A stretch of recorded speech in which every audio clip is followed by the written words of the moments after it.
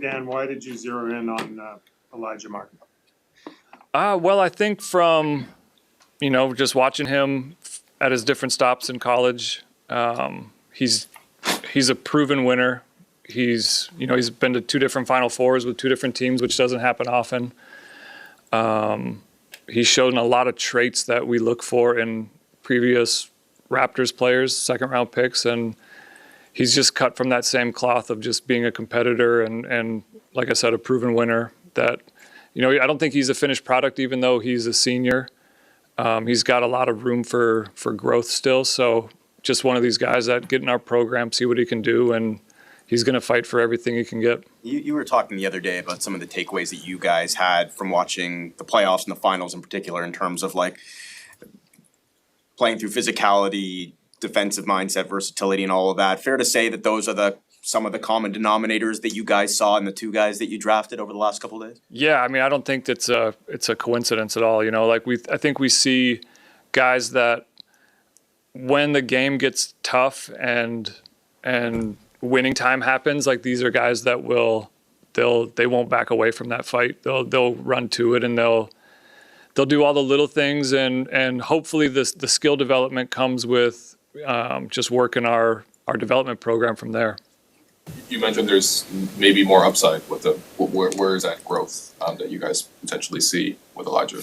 I think he's one of these guys that he's got some positional versatility that maybe is a little bit untapped at the next level. Like he can probably guard 1 through 3, but then offensively, work on his ball skills and see how much like on the ball stuff he can do. I think as a shooter, pretty much everybody can improve with when guys are focusing on basketball all the time, instead of in college when you're kind of focusing on other stuff too. You just get way more shooting reps in. So I think that generally, if you're working on the right things, like you can get some growth in that. Last year you were able to load up on 2nd-round picks. This year none. Was it the market change, or did your philosophy change? I would say it was probably more of our own choice to not like try to be too active in terms of getting back in after our pick. There was a little bit of movement around our pick with some teams trying to get in, and we felt really comfortable with where it was at, to where, it was just kind of, we could have been active if we wanted to, but it doesn't feel like anything to do it just to do it.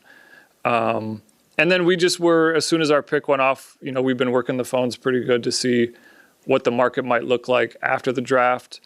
And that's kind of what we're working on right now, and we'll see how that plays out. But I think we'll probably end the night with some pretty good players, regardless of just one pick. But we're going to do what we can to try to fill out the summer league and then training camp, that sort of stuff. You guys don't have a ton of roster spots open, not a ton of financial flexibility. Does this feel like the roster that you think you could see sort of coming into the season with, or do you think there's still work to be done?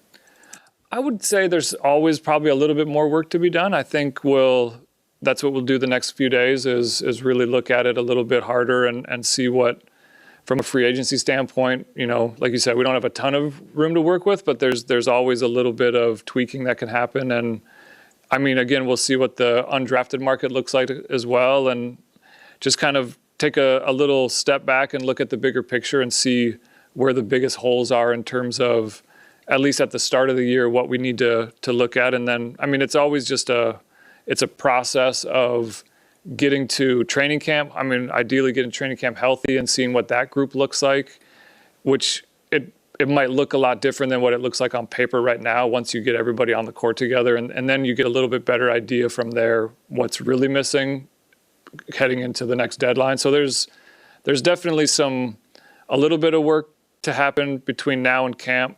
But, in the grand scheme of things, we're still trying to fine tune the roster for the longer term.